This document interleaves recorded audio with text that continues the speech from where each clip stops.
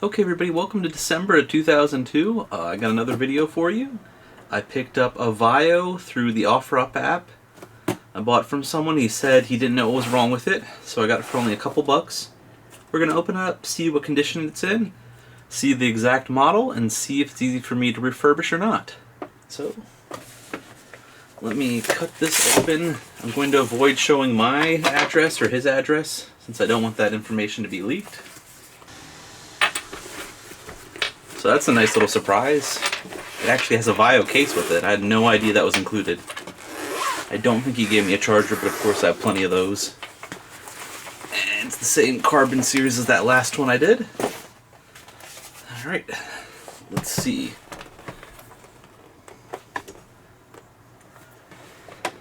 That's okay. Bottom doesn't really look beat up. Almost all the ones I'm seeing used on OfferUp are from this Lost and Found reward program.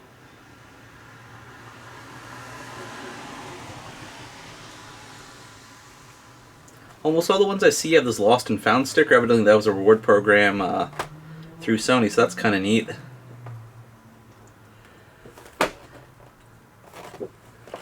And let's see if it has the original battery in it.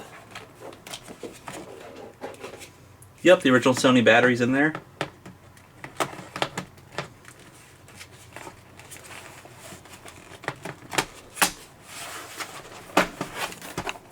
Now I'm going to get a battery charger, or I'm going to get a charger, and we're going to see if this works okay. Oh, that's not good. It's lifting up there. Someone broke one of the things. So I grabbed a charger, and the charger light's going, so that's a good sign. It doesn't look like there's any of the dust covers for the SD slot or for the memory stick slot, so that's a no-go. It also looks like they peeled off all the stickers that would say information such as which processor or graphics card it would have, which version of Windows would be pre-installed on it. But none of that's too important. I believe this model would have came with an Intel. Looks like this is part of the VPCEL line of Vaios, so we're going to see what happens when it turns on, since he told me I have no idea what's wrong with it. That's a good sign. The screen's looking nice. I don't see any cracks. We'll try start Windows normally. Maybe he just has a corrupt Windows install.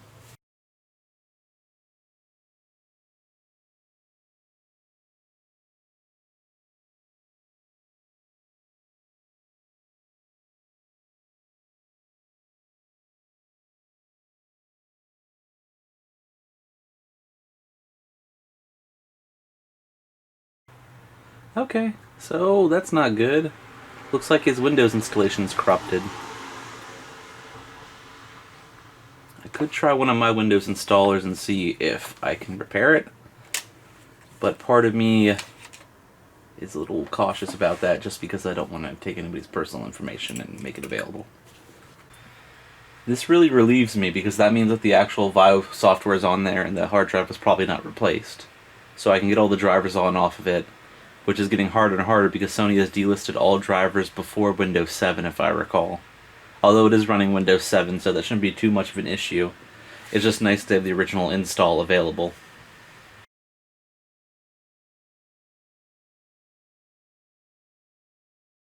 Okay, looks like there's a few different tools. I'm just curious what tools has. Alright, hardware diagnostics, rescue data, support and contact info, advanced recovery wizard. I'm going to run the diagnostics, just because I've never had that available since most files I've had have not had the original hard drive.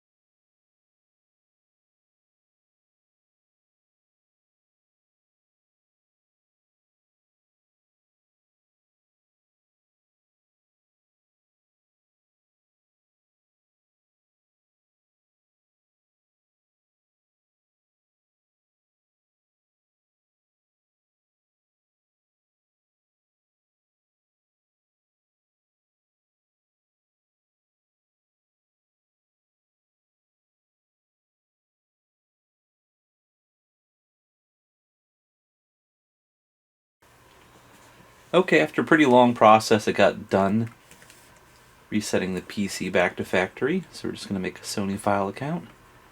I will name the computer after the model number eventually. That's what I do with all these Vaios that I get. We'll skip the password for now, because it's just going to be me using this personally.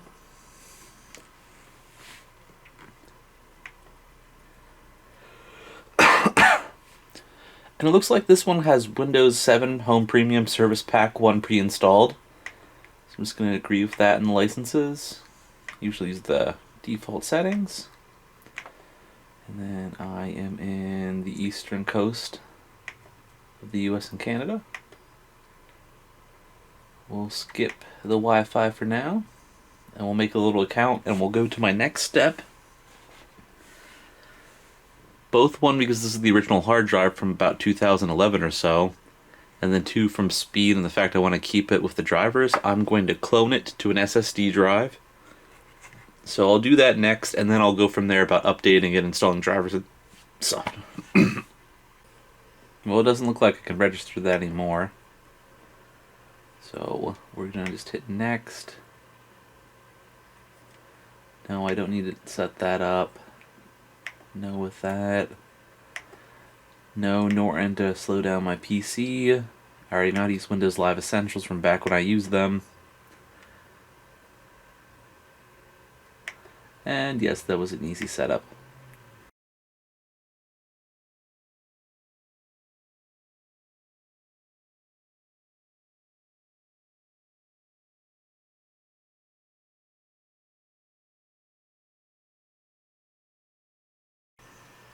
First, do my default settings that I use. The mouse seems to work fine. So does the left click. A lot of these models, the left click seems to go bad after a little bit. So according to what I read online, I could have swore this was an Intel build, but it looks like this one is an AMD. It's AMD E/450 APU with Radeon HD graphics. Runs at 1.65 gigahertz, and then also it has 4 gigs of RAM. I can upgrade that a bit if I want, but I'll probably leave it stock for now. It's Windows 7 installed, 64-bit. It looks like the original hard drive is around 300 gigs, I think. So 300, 320. It's partitioned down to 287. So I'm not fully sure what its size was. And we're going to use Mercurium Reflect to go and copy the drive over to an SSD. Alright, that took a little bit, but it looks like the clone job's done. So I'm going to shut her down, swap out the drive, and we had enough space for all the partitions I needed.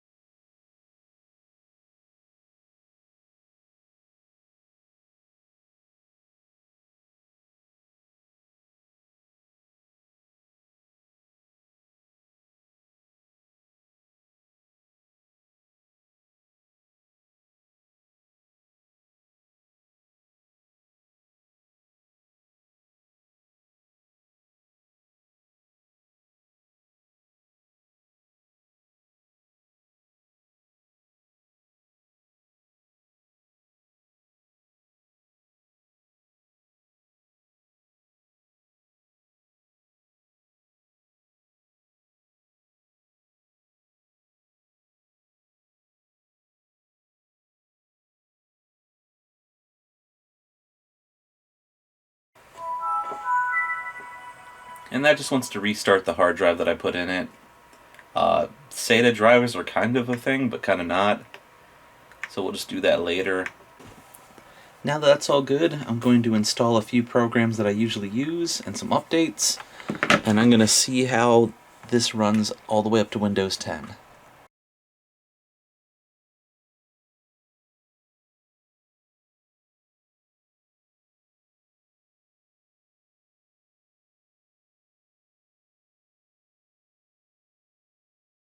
So a bit of a time elapsed since I last worked on this. I let it go overnight, and it looks like that one of the Windows updates broke the Wi-Fi.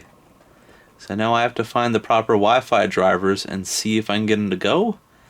Unfortunately, when I looked on Sony's driver listing, it didn't have the Wi-Fi drivers, only the LAN drivers, and I do not have a Ethernet connection available at my home.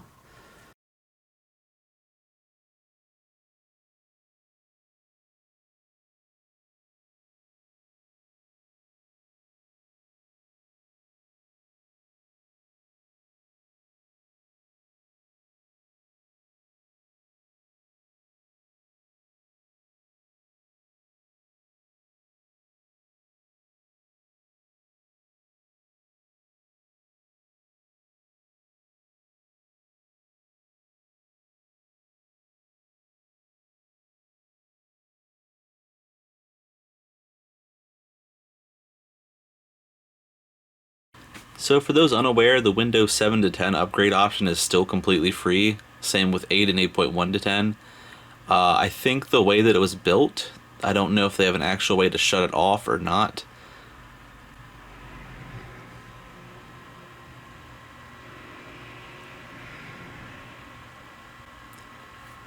It also doesn't appear like... Take two on that.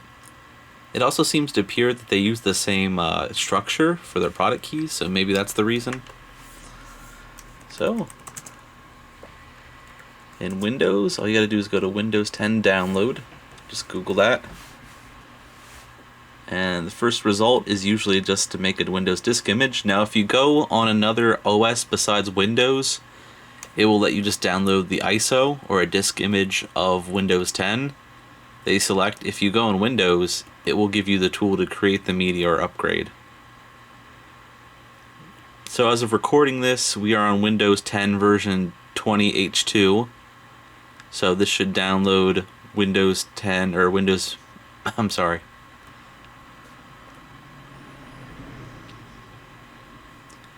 So this should download Media Creation Tool 20H2. Shouldn't take too long.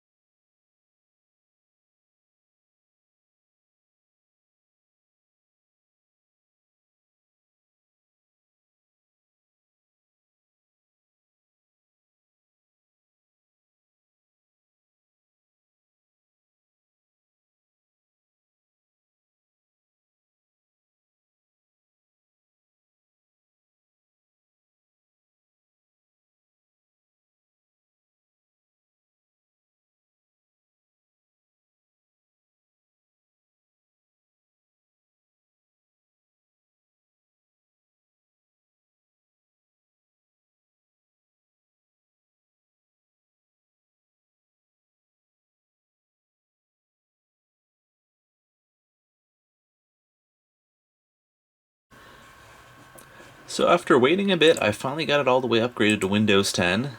Everything seems okay. Oh, some kind of driver thing. But yeah, it's upgraded to Windows 10. It should be activated. And this does not seem to run at low performance on Windows 10 at all. I constantly hear the fan going. This is the same experience I had with the other ones that I showed earlier. Damn it. This is about the same experience that I had with other models that I have. It is just not running well in Windows 10. It doesn't seem to run too well in Windows 7 either. Well, it runs, but it's constantly running high. So I think these APUs either were built cheap, or they might just be worn out from use.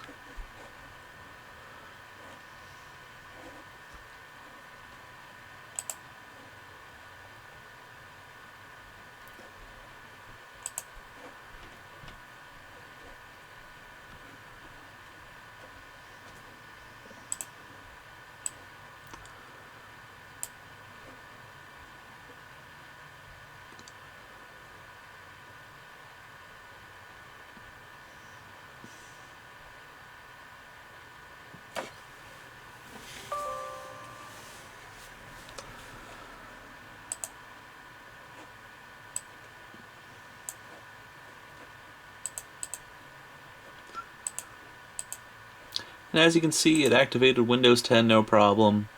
Legal free license, just because it has Windows 7 pre-installed.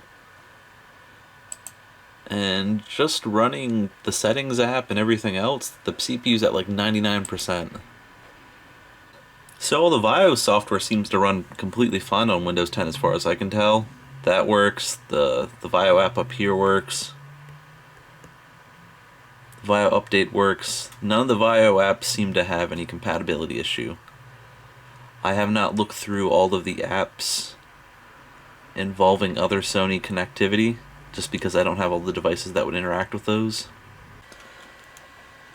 Okay, that took a little bit to download, but looks like it's still running at 99%. I'm not really doing much.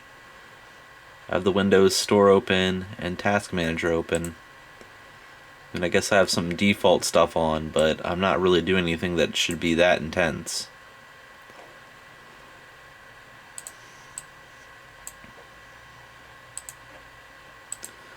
Accept.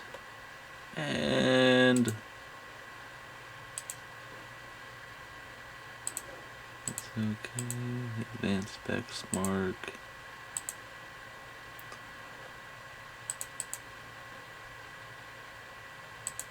Alright, we'll start with the multi-core test. We'll see how it does on that. Well, it looks like somehow Cinema Bench crashed on me. I've also lost internet connection at the moment. But it looks idle. It sits around 50%, and I think I'm just going to stop here. Just going to be a basic overview. I'll just mention a few other features the unit has on the side of it.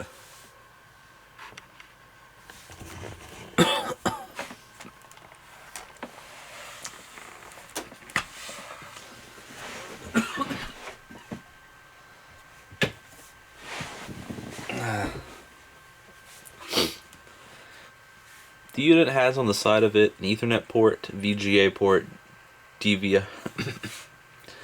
The unit has on the side of it a Ethernet port, a VGA port, an HDMI port, one USB port, a mic port, and a headphone jack port. And then on the front there is a memory stick port and an SD card port. There's a switch for the Wi-Fi. No other features. And then on the side there's 3 USB ports, and I believe this just has a standard DVD drive. So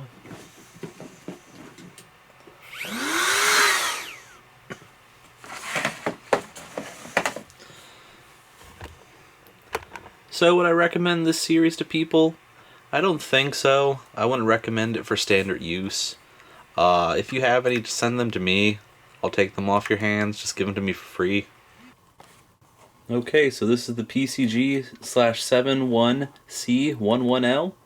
This particular was made in 2011 of October. And the other product name is the VPCEL22FX. I technically have 3 of those.